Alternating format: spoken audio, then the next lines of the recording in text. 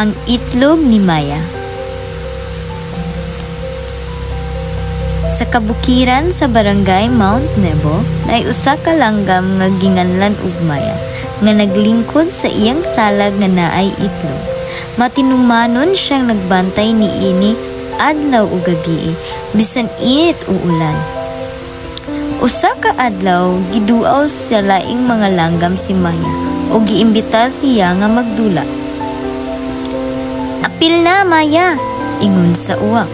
"Malipay og malingaw jud ka." Pero miingon si Maya, "Pasaylo ako, dili ko pwede. Nagbantay ko sa akong itlog. Importante kini para nako." Nagsigi og paibog ang mga langgam, pero si Maya nagpabilin sa iyang salag, nagbantay, nagatiman o nagampo nga mamahimong himsog ang sulod sa itlog. Paglabay sa pipila ka adlaw, nakadungog si Maya og hinay nga tingog. Tok-tok. Nabuak ang mga itlog ug nitungha ang himsog nga mga langgam. Nalipay kaayo si Maya ug mihilak ug nagpasalamat sa Ginoo. "Salamat, Ginoo, ang akong pagpaabot ug pagkamatinumanon adunay bunga."